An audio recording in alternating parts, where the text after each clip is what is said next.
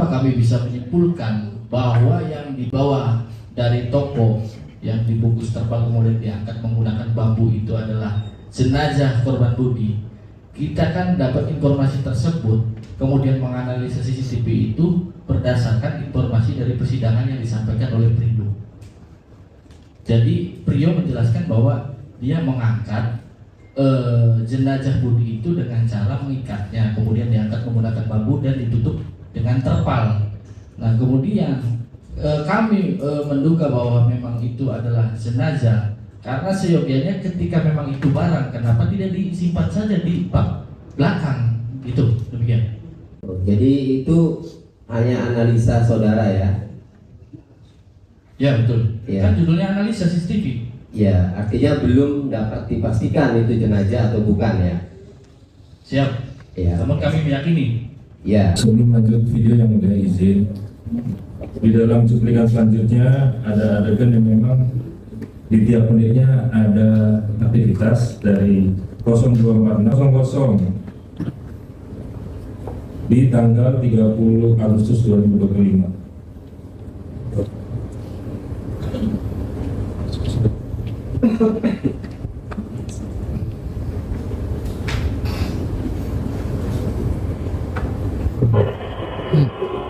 Izin menjelaskan terkait terdapat aktivitas di dalam CCTV ini. Yang pertama ada terdakwa Prio yang terlihat sedang mengangkat sesuatu yang mendahului masuk ke dalam bagian depan atau jok depan mobil pick up. Dibarengi di belakang itu ada terdakwa Rini yang keduanya terlihat mengangkat sebuah ini yang kami duga adalah korban Budi yang ditutupi oleh sebuah terpal dengan menggunakan yang diangkat menggunakan sebuah bambu. Jadi posisi terdakwa video itu di depan masuk ke dalam jok mobil. Oh ya. Jadi kami jelaskan juga untuk aktivitas yang terdapat di CCTV ini hanya terdapat aktivitas kedua terdakwa Ririn dan Prio, tidak ada aktivitas orang lain di sini. Demikian.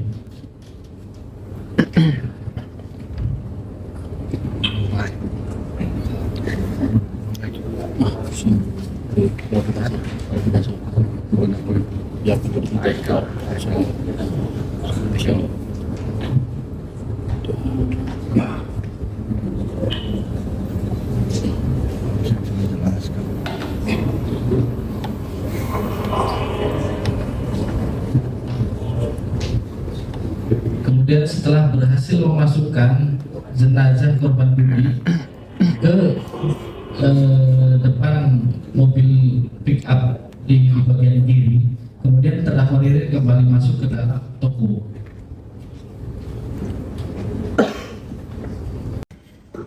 Langsung ke CCTV bengkel sebelah toko korban, langsung di jam 2.46 tanggal 30 Agustus 2025. Dalam keterangannya ini tersangka Prio terlihat mengangkat korban Budi bersama dengan tersangka Ririn. Tadi yang menjelaskan saksi Teguh Budi apa saksi Prasetyo?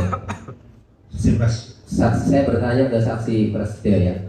Boleh Pak? Ya, ini saja buat saudara pertanyaannya. Saksi, dari mana saudara bisa menyimpulkan bahwa yang dibawa, yang terlihat dari toko atau kios ke mobil pick up itu adalah jenazah? Jadi kenapa kami bisa menyimpulkan bahwa yang dibawa dari toko yang dibungkus terpal kemudian diangkat menggunakan bambu itu adalah jenazah korban Budi? Kita kan dapat informasi tersebut, kemudian menganalisa CCTV itu berdasarkan informasi dari persidangan yang disampaikan oleh Prindo. Jadi Prio menjelaskan bahwa dia mengangkat jenazah Budi itu dengan cara mengikatnya, kemudian diangkat menggunakan bambu dan ditutup dengan terpal. Nah kemudian kami menduga bahwa memang itu adalah jenazah, karena seyogianya ketika memang itu barang, kenapa tidak disimpan saja di bak belakang? Itu demikian. Jadi itu hanya analisa saudara ya? Ya betul. Ya. Kan judulnya analisa CCTV. Ya, artinya belum dapat dipastikan itu jenazah atau bukan ya? Siap. Ya. Namun kami meyakini. Ya. Cukup yang mulia. Barangkali rekan. Silakan. Terima kasih yang mulia. Ketika itu diangkat tadi kalau lihat sepintas dari CCTV tadi, itu kalau itu memang jenazah, itu kalau saya lihat tadi pintunya kan dibuka sebelah kiri ya, Ya betul. Nah, kira-kira masuk logika enggak? Misalnya postur Budi itu kan kalau saya tahu tuh tinggi besar, bisa masuk ke pintu lewat pintu tuh di depan. Kalau itu memang jenazah. Ya faktanya dari hasil analisis. Begini ntar. Itu pertanyaan baru dia akan mengeluarkan pendapat. Pendapat itu lazimnya diberikan oleh seorang ahli. Gitu ya. Ya, jadi yang jelas saya melihatnya juga kan masih kabur ya, masih belum jelas ya. Apakah itu bisa jenazah atau itu bentuknya karung beras? Saya nggak tahu. Kan tidak jelas, tidak transparan itu data. Itu menurut pendapat saya. Terima kasih.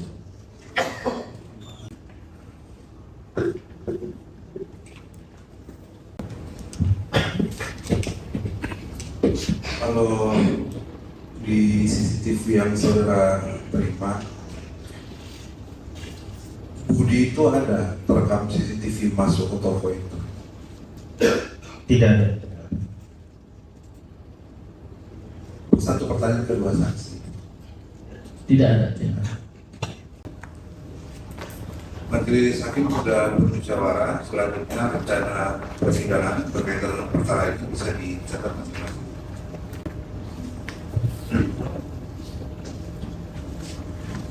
Pada tanggal 11 Juni 2026, acaranya adalah ahli dan bahan baru dari penuntut umum atas permintaan Majelis Hakim. 17 Juni 2026 itu tuntutan, 24 Juni 2026 pembelaan advokat atau terdakwa, 29 Juni 2026 tanggapan atau replik dari penuntut umum, 1 Juli 2026 tanggapan atas replik penuntut umum atau replik dari advokat terdakwa atau terdakwa, 8 Juli 2026 keputusan. Sudah dicatat? Boleh menggunakan mikrofon untuk menyampaikan pernyataannya.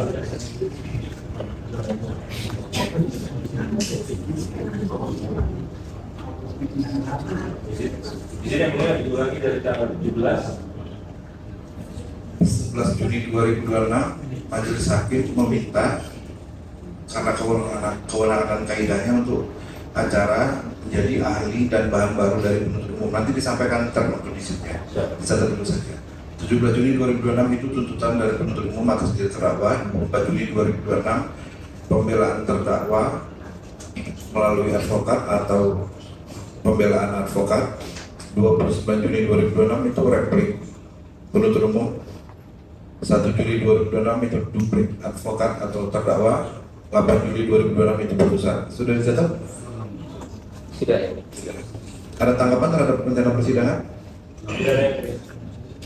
Tidak ada. Disepakati ya berarti ya.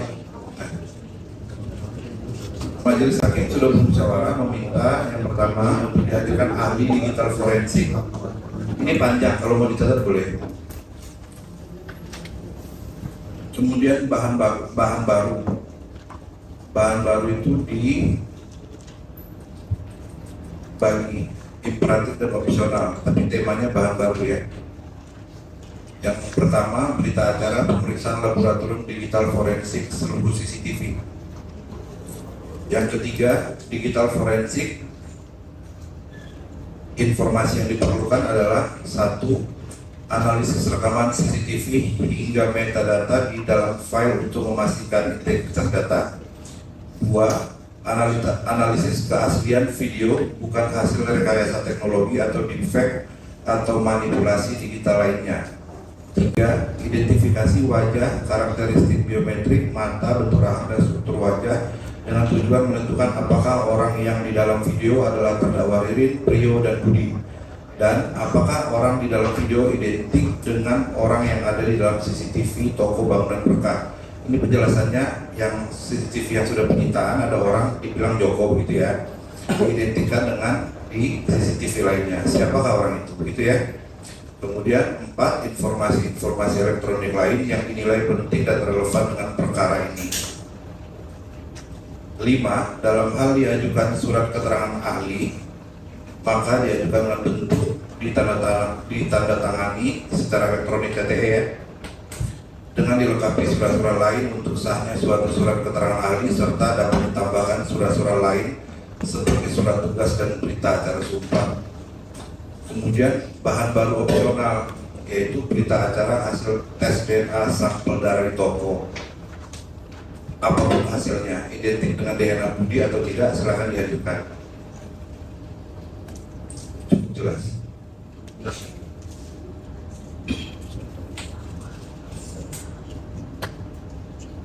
11 Juni 2026 pukul 10 Indonesia Barat. Saudara ada apa?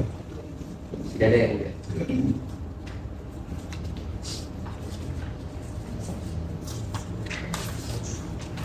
Bahan yang diminta ini berdasarkan dari pembuktian tambahan yang saudara ajukan, sehingga ahli dan bahan baru dimintakan pada orang yang berkepentingan atau subjek orang yang berkepentingan kalau bahasa hal. Jadi dimintakan kepada ya. Cukup. Saudara ada yang mau disampaikan berkaitan dengan acara persidangan? Tidak ada. Saudara tidak ada. Sidang ditunda pada hari Kamis 11 Juni 2026 pukul 10 waktu Indonesia Barat dengan acara ahli dan bahan baru dari Gubernur. Sidang dinyatakan selesai dan ditutup.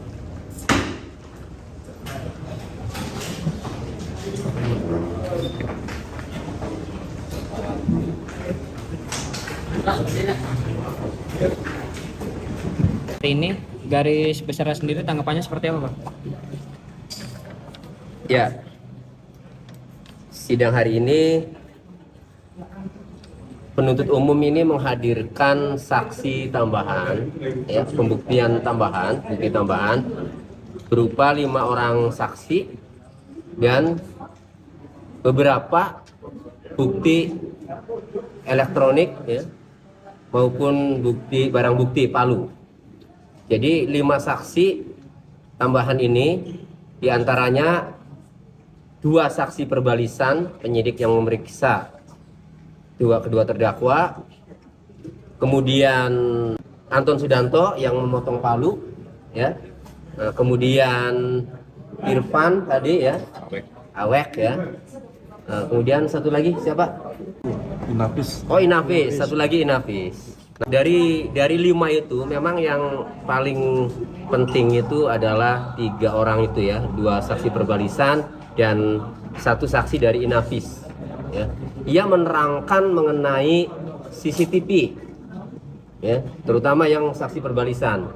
Ada CCTV, ya, itu dianalisa atau dijelaskan oleh saksi perbalisan, ya, polisi itu, bahwa itu adalah jenazah, ya, mayat yang dibawa oleh kedua terdakwa ke mobil. Secara undang-undang bukti elektronik itu harus dilakukan autentikasi, ya.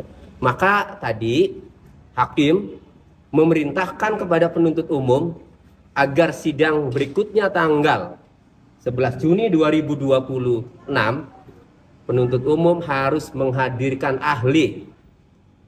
Untuk apa?